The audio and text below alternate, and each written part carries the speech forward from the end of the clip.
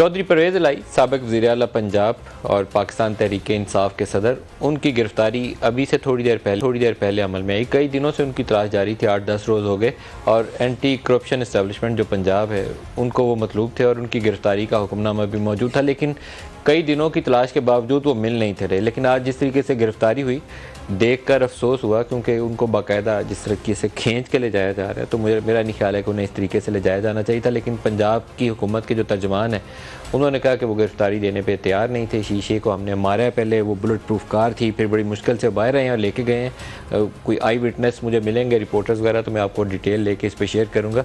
लेकिन इससे बेहतर तरीका होना चाहिए था। उनको पकड़ना था तो गिरफ़्तारी के लिए रोकते गाड़ी को, उनको कहते उतरते ही हमारे पास वारंट्स हैं, आइए गिरफ़्तारी दीजिए और चलिए, और वो जाके गाड़ी में बैठ जाते। लेकिन ऐसा हुआ नहीं है।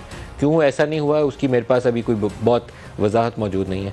पाकिस्तान तहरीक इंसाफ के ये सदर हैं, लेकिन पाकिस्तान तहरीक इंसाफ क्या मौजूदा शक्ल में बरकरार रह पाएगी, इसके ऊपर बहुत से सवालात हैं।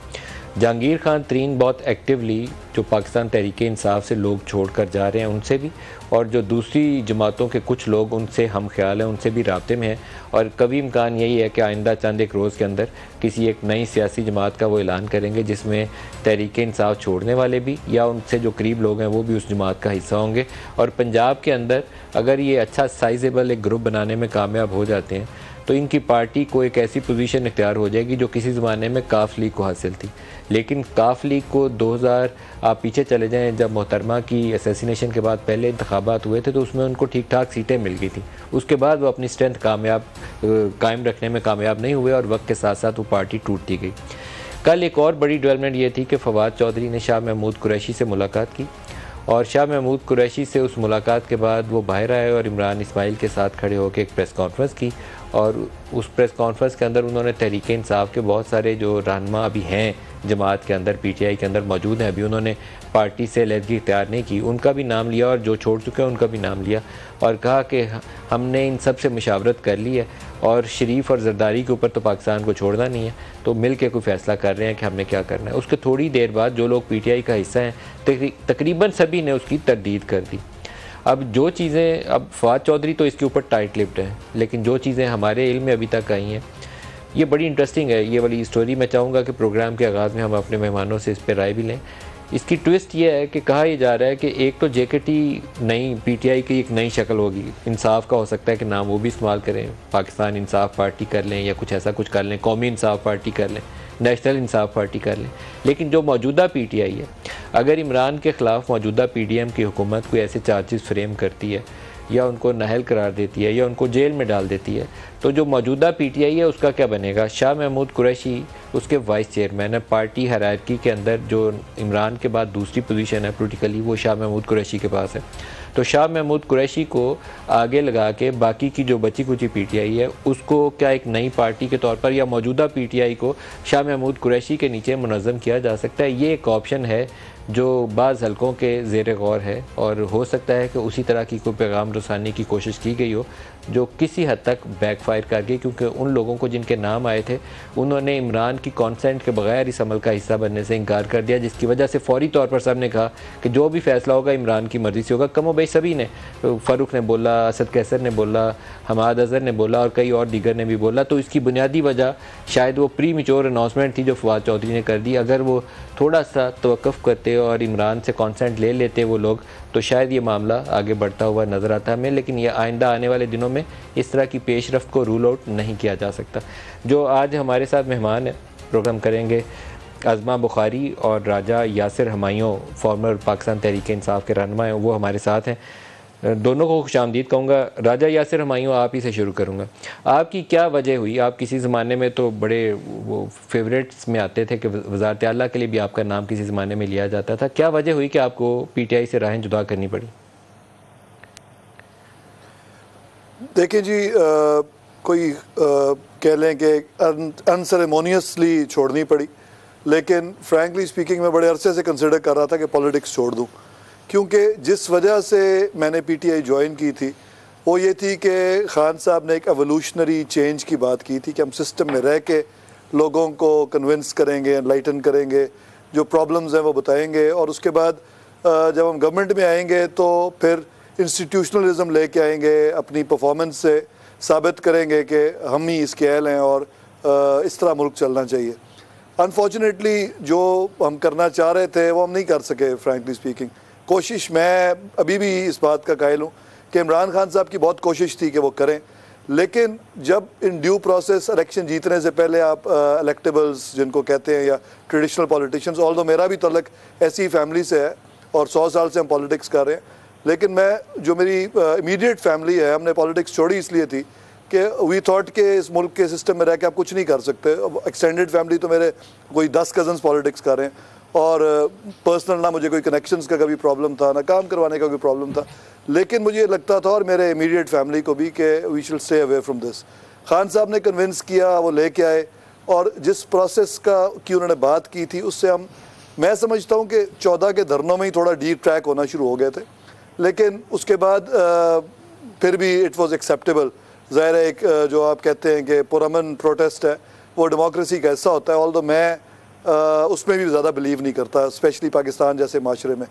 उसके बाद 2018 से onwards we have an ample opportunity कि हम गवर्नमेंट में रह के चेंज लाने की कोशिश करते और करते रहे। मैंने बड़ी कोशिश की और एक्चुअली खान साहब ने सपोर्ट भी बहुत किया मुझे।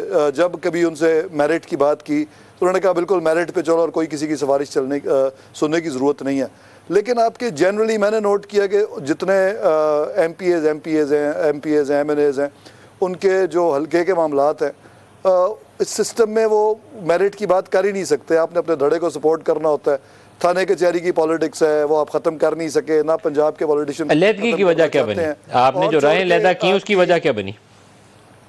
हाँ, ये आप बिल्कुल जो 9th के वाक़यात हैं उससे हम बिल्कुल लगता है बंद गली में जाके खड़े हो गए। ऑल्दो ये गुज़िश्ता 1 साल से 25 मई से मेरा ये ख्याल था कि, और मेरे साथ और बहुत सारे लोग थे, कि इस मुल्क में आपने पॉलिटिक्स करनी है तो इस्टेब्लिशमेंट के साथ तो पंगा आप ले नहीं सकते। सीधी मैं बात करूँगा, ढकी छुपी बात मैंने कभी की नहीं। और अगर जो लोग करते भी हैं उनके पीछे भी कोई इंटरनेशनल इस्टेब्लिशमेंट का हाथ होता है जो लोग करते हैं। आप मिसालें दे देंगे फलाने ने भी किया, फलाने ने भी किया, पर आई नो कि कैसे किया फर्स्ट हैंड। तो हम तो ना उस लाइन पे थे ना इस लाइन पे थे, तो इसमें इवेंचुअली इतना आगे चले गए कि फिर अब मेरा ख्याल हम बंद गली में आ गए थे।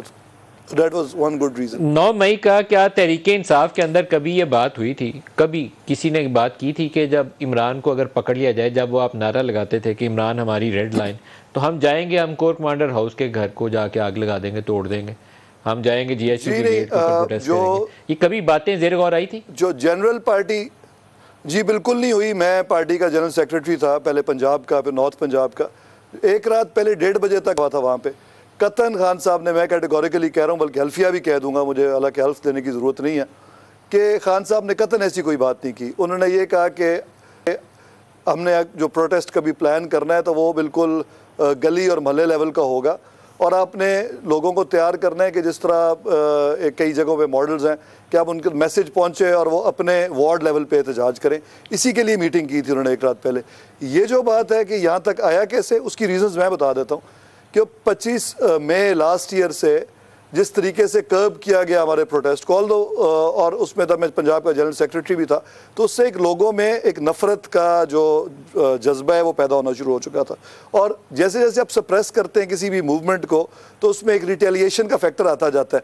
अब वो एक अपने इंतहा पे पहुंच गया, चाहे उसकी जो भी वजूहत हैं, जिसको मर्जी आप ब्लेम करें, पीटीआई को करें, गवर्नमेंट को करें, एंड ऑफ द डे ये फीलिंग जो है वो डेवलप हो चुकी है पीटीआई के वर्कर्स में, और एक एक्सट्रीम माइंडसेट भी एक ख़ास कह लें परसेंटेज में डेवलप हो चुका है। उन्होंने रिएक्ट किया। बेसिकली प्लान ये था या नहीं, ये मेरे, क्योंकि मुझे नहीं पता कि किसी ने प्लान किया, क्योंकि खान साहब ने कतन हमारे सामने कभी ऐसी बात नहीं की।